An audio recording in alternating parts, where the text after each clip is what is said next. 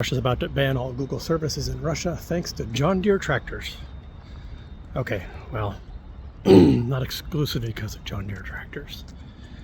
And so where am I going with this? How does this make sense? How do these two connected? Well, a couple days ago, they announced that they plan to ban Google services in Russia. So let me explain why they have a valid reason, but also why I think there's a better way to handle it than flat out ban them. So first of all, Google has had a lot of, and Microsoft and Meta and others, there's a lot of battles between European Union and them. They've been fined big amounts and they've been forced to move their user data inside of Europe. And the population in Europe, I don't know, it's 340, 400 million, something about the same size as US, I think. And a lot of larger countries do this for data protection. But it's not only about data protection, because these companies aren't just keeping your data and it can get hacked, and they want to make sure it's within their jurisdictions, which Russia wants to as well, and Russia's requested of Google.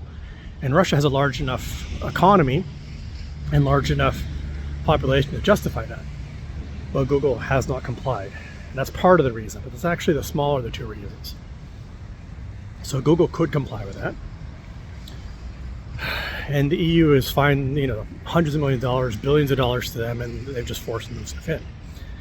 But the second problem is, back in 2022, when Russia first took over eastern Ukraine, the John Deere tractors that were there, John Deere just low-jacked them, just shut them down remotely.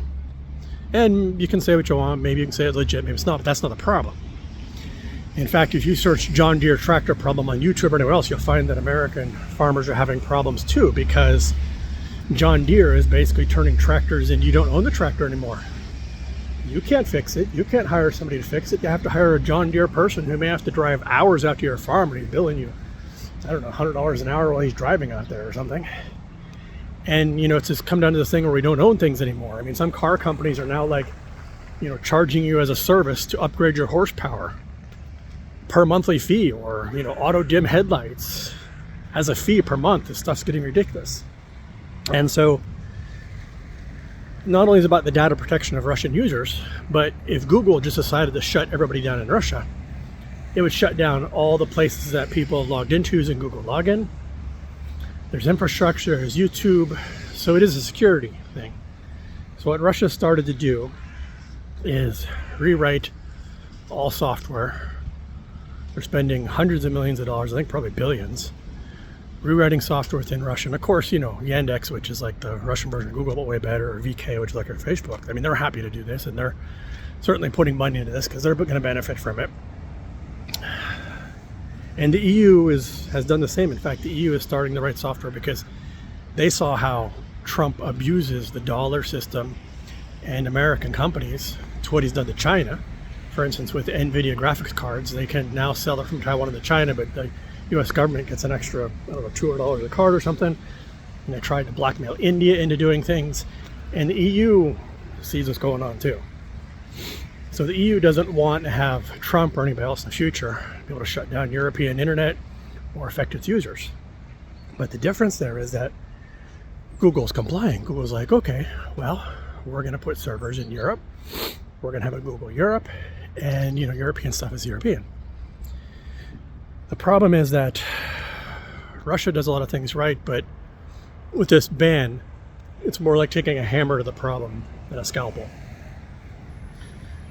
In my opinion, it would have been better to just tell Russian companies that instead of using Google Login, they have to migrate towards Yandex and VK. So Russian companies have to become compliant. But that end users should be able to use any service they want. So for example, YouTube is part of Google. So they're talking about, I've been talking about this for a long time, and YouTube's not blocked right now. Some ISPs are slowing it. I watch without a VPN, no problem. But we're talking about now blocking again 6 to 12 months. That was an announcement yesterday from one of the press secretaries from one of the info ministers or something. And the problem is that, there's RootTube alternative. And if you're looking for Russian content, then yeah, there's a lot of stuff on RootTube. But YouTube is just so big and massive. There are so many things that are just not going to be available on RootTube. So banning YouTube to me is not really the right way to go about it. Banning all the Google services isn't. They need to give businesses time to adjust and comply. And just like the European Union has GDPR, the General Data Protection Rule, and other things for companies, like if you're a European company, you have to store your user data within the EU, or in some cases, if it's compliant with EU rules. But if you choose a CRM system and you're a European company, generally you need to choose a CRM system that stores its data in the EU, or if you have credit card data. So these rules exist within the EU. Canada, I know, has similar laws. These are not unique laws to Russia. The difference is that because of sometimes sanctions and sometimes just companies not wanting to comply. Now I can understand if some small country like, I don't know, I'm just picking random, Mozambique or Sri Lanka is like, you get a store here. With very small economies, it can get difficult. But Russia's not a small economy. It's 140 million users. So these companies certainly could comply. And the problem is that its users will be stuck in the middle. So to be on to VPNs. VPNs will generally solve the problem for YouTube.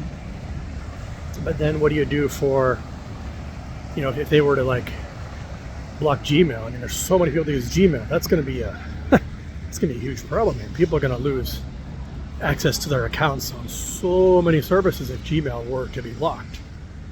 And they haven't said, they just say Google services. But, you know, and this is not unique to the Russian government, but many governments act before they really think about the full consequences of things.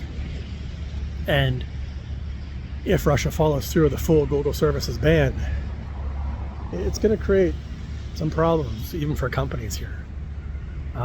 Most companies here have already moved away. I mean, Russian services don't use Google login. So that's kind of already been solved. Most services in Russia either use Yandex login, VK, your phone number, or Gosuslugi, or now some of them are moving to Max. I think Max is done by VK anyways. So yeah, people are wondering what's left not to be blocked. Well, I don't know. Certainly all the big Western services. I mean, Instagram, they just did Snapchat recently, and there was another one I forgot. And, you know, a lot of people are here saying, well, after the Ukraine thing wraps up, it's going to lighten up, but I'm not so sure about that for a couple reasons. One is, once governments in general take control of something, they don't loosen it up so easily. And not only that, but Putin personally has made it very clear that companies who left Russia are not going to just pop back in overnight when the sanctions drop. So it's a mixed bag.